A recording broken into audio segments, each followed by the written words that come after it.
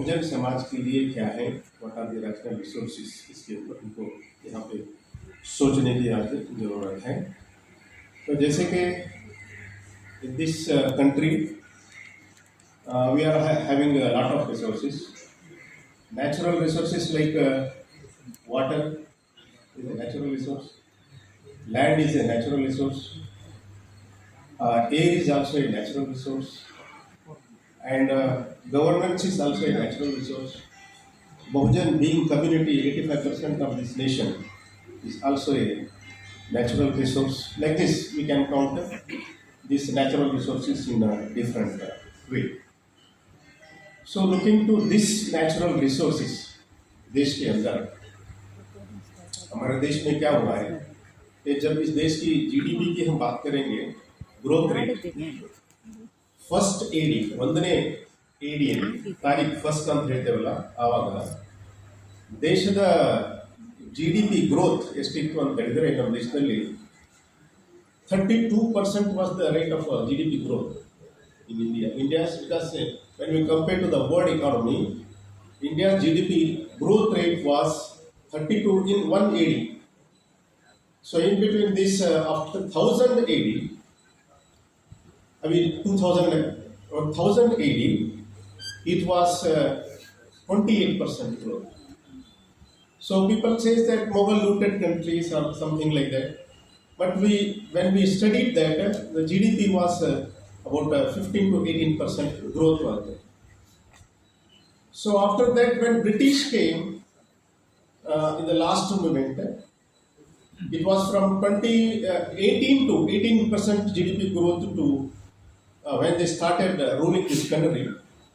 Suddenly it came down to 4%. So that was looking this resources in India. So इसके ऊपर काबिज होने के लिए, कब्जा करने के लिए, ಇದರ ಮೇಲೆ ಆಡಳಿತ ಮಾಡಲಿಕ್ಕೆ ಸಾಕಷ್ಟು ಜನ ರಾಜರು ಈ ದೇಶದ ಮೇಲೆ ಅಧಿಕಾರವನ್ನು ಮಾಡಿದರು. ಮುಖ್ಯವಾಗಿ ಸುಮಾರು ಮೂಲ ನಿವಾಸಿಗಳು ಅಂತ ನಾವು ಹೇಳ್ತೀವಿ, the indigenous people of this country have ruled this India for more than about 10,000 years. So after that, ruling came on the principles of Buddhism.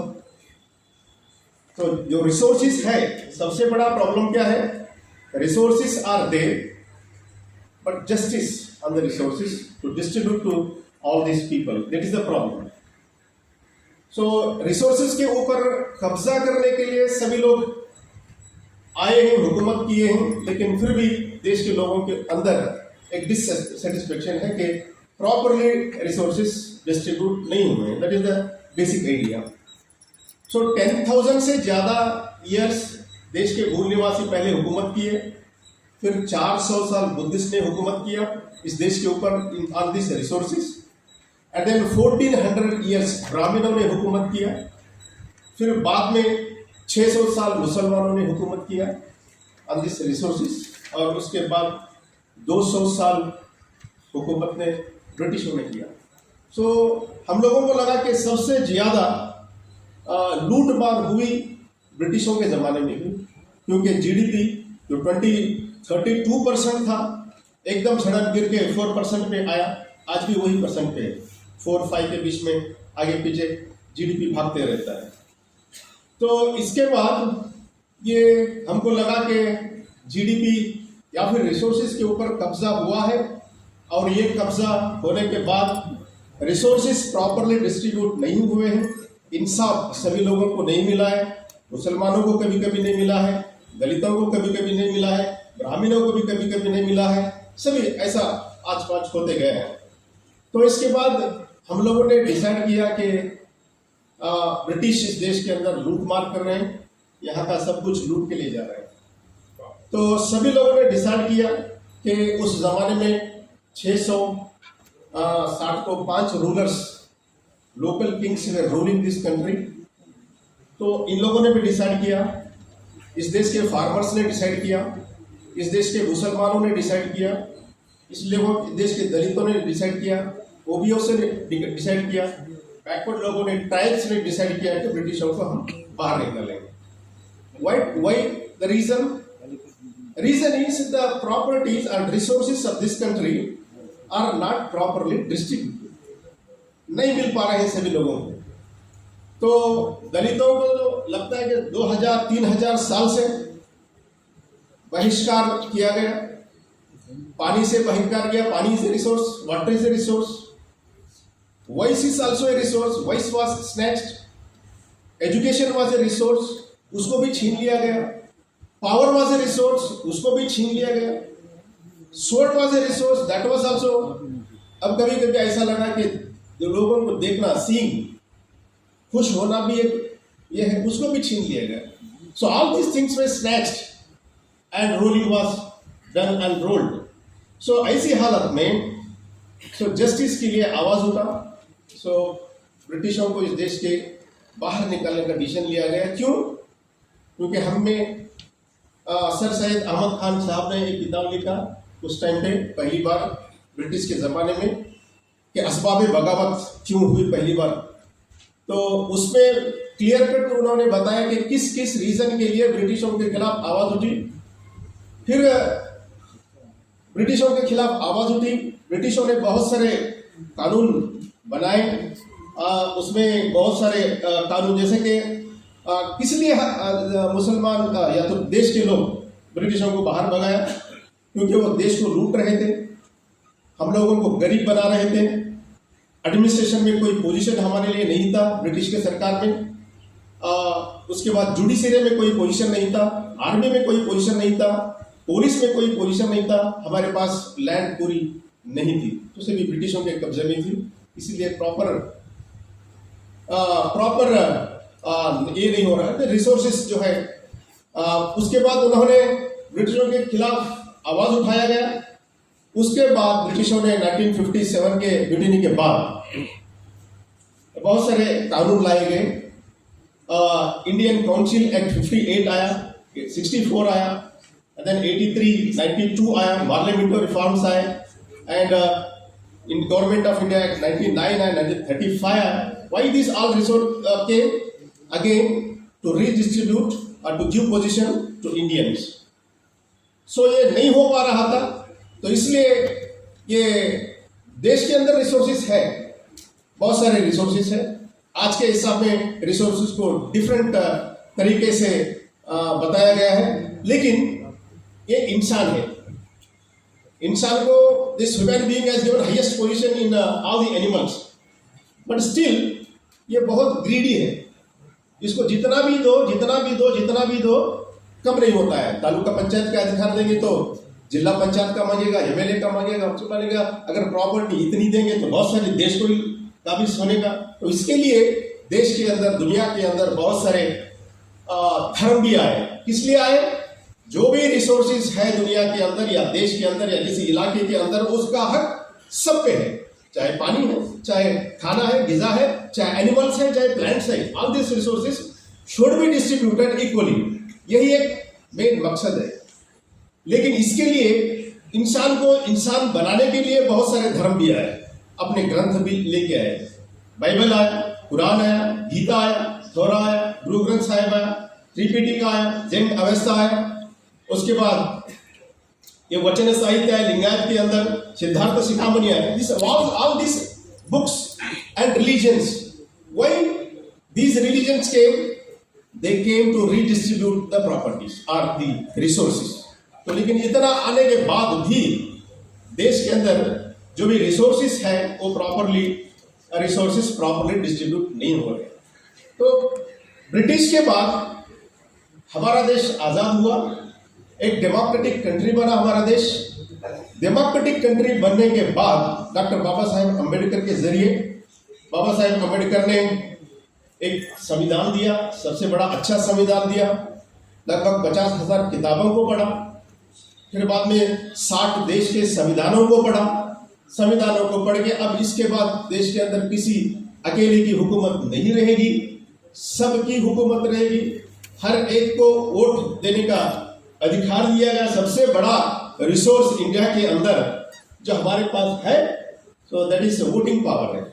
We are 85%, हम लोग बोलते हैं 85%, 20 करोड़ मुसलमान हैं, लगभग 30 करोड़ दलित SC ST हैं और उसके बाद लगभग 50 करोड़ से ज्यादा OBC हैं। तो ये ह्यूमन डेमोक्रेटिक कंट्री में this is the biggest human resource, but we people are not understanding it properly.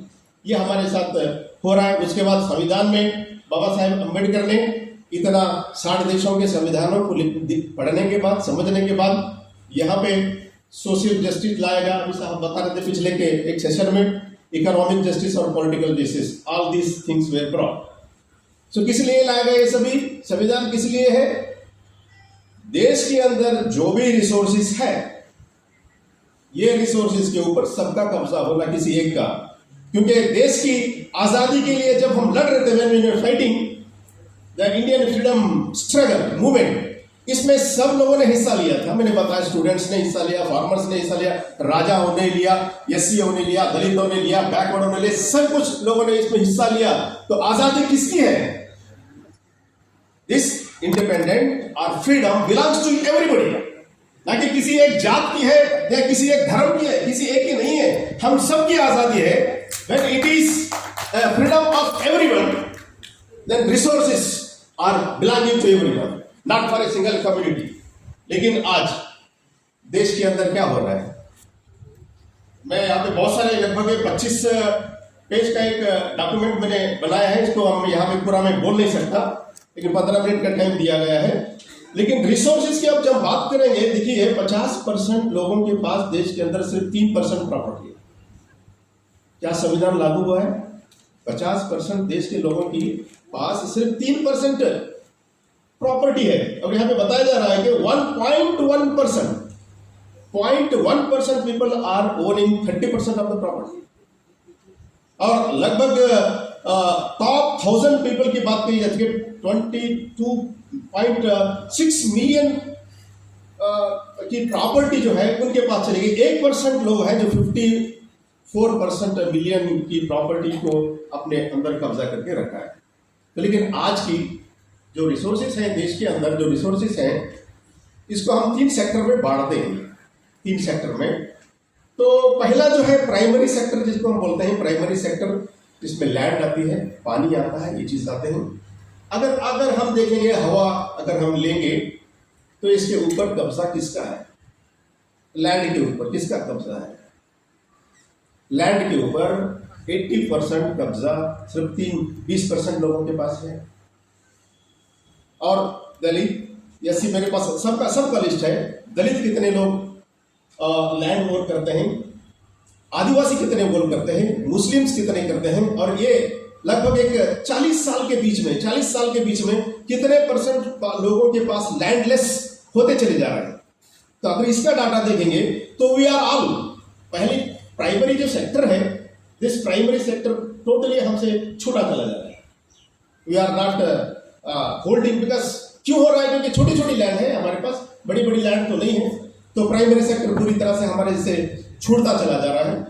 और उसके बाद जो आता है, प्राइमरी सेक्टर के बाद सेकेंडरी सेक्टर आता है, तो इसको हम बोलते हैं कि इंडस्ट्रियल सेक्टर। लगभग इसका जो वैल्यूम है देश के अंदर, वैल्यूम 73 to 78 लाख करोड़ का जो इसका वैल्यूम है, 78 लाख करोड़ वैल्यूम बनता है सेकेंडरी सेक्टर का, जिसको हम इंडस्ट्रियल सेक्टर बोलते हैं।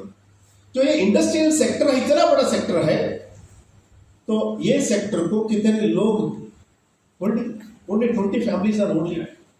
सिर्फ 20 फैमिलीज, परसेंटेज नहीं, सिर्फ 20% फैमिलीज इसको ओन कर रहे हैं।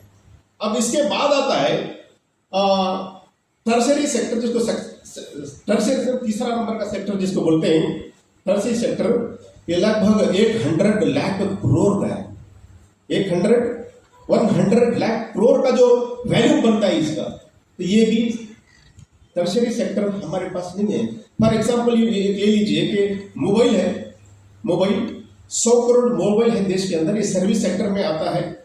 एक मोबाइल महीने में in 1 month giving 300 rupees, 100 crore to 300 rupees कितना हुआ? 1 मंथली कितना हो गया?